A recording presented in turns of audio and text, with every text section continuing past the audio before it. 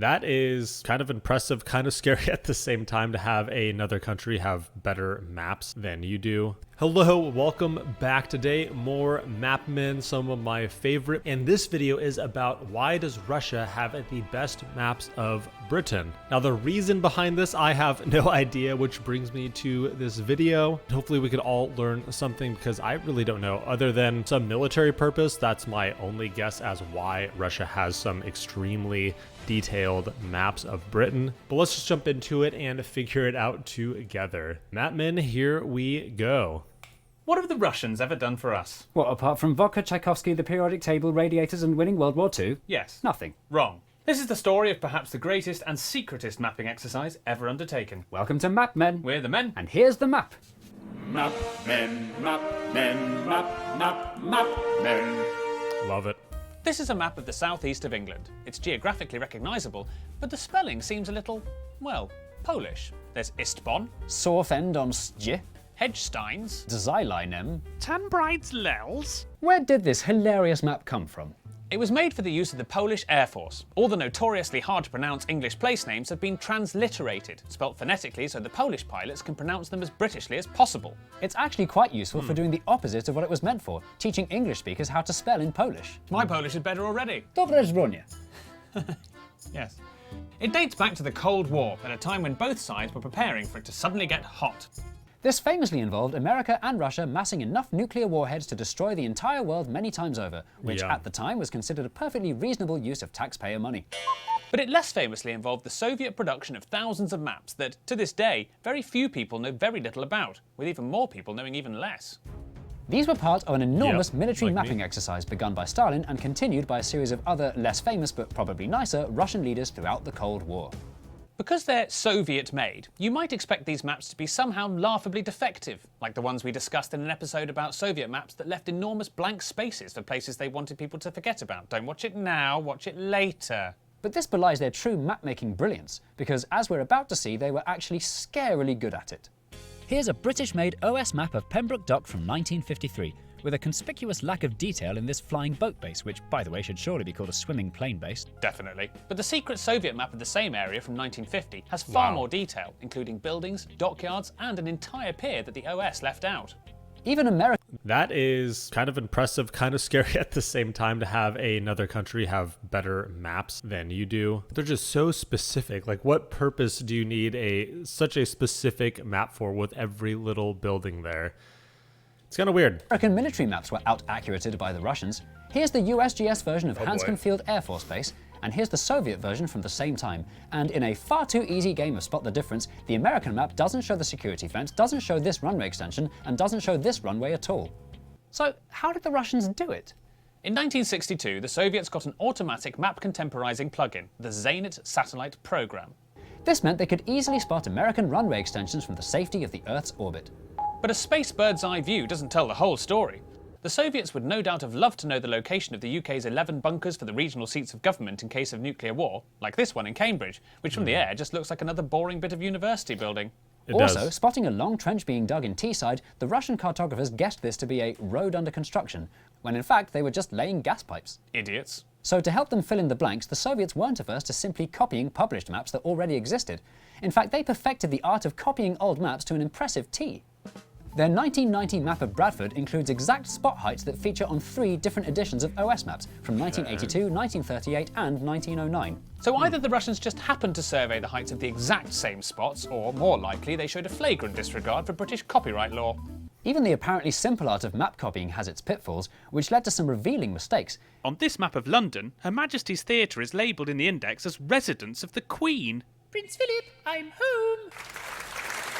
If the Russians were going to get the competitive edge they needed in the Cold War map-off, they were going to have to employ the ultimate and Cold Warriest of weapons: spies. The rapid expansion of Russian spying under Stalin continued throughout the century until no matter where you lived in the world, you were always at least 10,000 miles from a Russian spy. Secret agents would go on extended foreign tours to gather intelligence. In a bid to blend in unnoticed, a popular tactic was for agents to set up a picnic close to a construction site, giving them a chance to have a good nosy at whatever this building, road, railway or pipeline was all about. It's remarkable and terrifying how much information the Soviets were able to gather for their maps. That's exactly what I was just thinking. The amount of people that they had throughout the world to get these everywhere too, across probably Britain, across the US. Very, very detailed maps, better than ours. It makes you think, how many people did they really have out there getting all of this information, everyone working together? It's really impressive, and I want to know what their thoughts were to, if they have these massively detailed maps, how much more, I guess, effective they would be if war broke out. If that was their purpose in the first place, I wouldn't really know what other purpose they would have. Pretty wild. That could only have been procured through spies. They recorded the names of factories and what they produced, measured the loading capacities of bridges, and even went as far as to note the average distances between trees in woodland. This is not what I signed up for. Even though the Russians were mapping different cultures and landscapes from across the world's continents, all their maps were produced in an impressively standardized form. There was a clear color scheme and a list of symbols so comprehensive that officers were given a 220-page handbook to help them read the maps properly. The only reason we've begun to understand the scale of Soviet mapping at all, given these maps were, and still are, heavily classified, is in no small part thanks to 2 British authors. In 2017, John Davies and Dr. Alexander Kent published The Red Atlas, How the Soviet Union Secretly Mapped the World, which we absolutely have to mention, not only because it's excellent, but also because it's the only source material available on the topic. How John and Dr. Alex got their hands on the maps in the first place is a pretty remarkable story in its own right.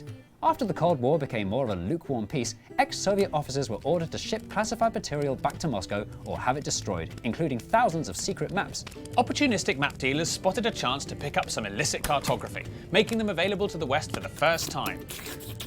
It was only when John and Dr. Alex went travelling around map shops of Eastern Europe that anybody discovered the scale of what the Soviets had achieved. Ooh. Thanks to their colossal cartographic collecting, we now know how the Soviets made their incredibly detailed maps. But the scarier thing to think about is why? Looking at all of these maps... Do you have a guess why they're making all these maps? Once again, I can only imagine that it's for, if war broke out, they have much more detailed information about the lay of the land, really. How to go about their war, their battles, their offenses. I mean, it seems really smart back in the day with everything being so tense for so many decades. But nowadays, I really don't think it matters to have that kind of detail of map, because everything is so easily accessible nowadays with the internet and the satellite imagery, and you could drive around on Google Earth. Together reveals something fascinating. They don't suggest a superpower preparing to blow the world to smithereens. Instead, the attention to detail suggests they wanted to leave it unnuked and merely invade and own this territory. An invasion that would have included their Polish allies, which explains our funny phonetic Polish map. On the one hand, it's a chilling foreboding of a gruesome invasion that thankfully never took place. On the other, it's nice to know that if the Polish troops had invaded, they'd have at least been thoughtful enough not to pronounce it Frome. Today, the threat of conflict between East and West is within satisfactory levels, but Russians... This video is a little over 2 years old, so just keep that in mind.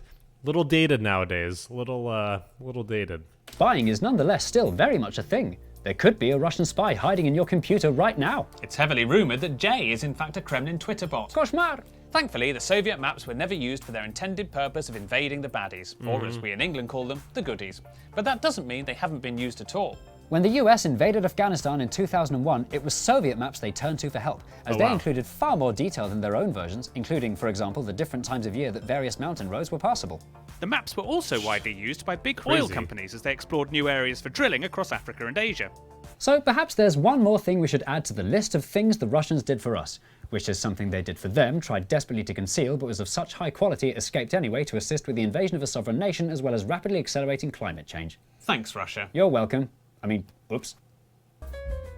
All right, so that was the video. Very interesting, and it's amazing how even in the Middle East, around the world, the US, Britain, I'm sure all of Europe, just everywhere, the amount of detail that they put into this must have been a massive, massive undertaking.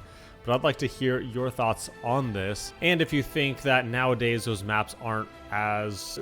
I'm sure they're relevant still in some ways, but just the technology has really caught up and probably surpassed it in many ways. But I'd like to hear your thoughts about this. Mapmin, once again, being very entertaining. This channel is Jay Foreman. Check him out. Until next video, have a good rest of your day.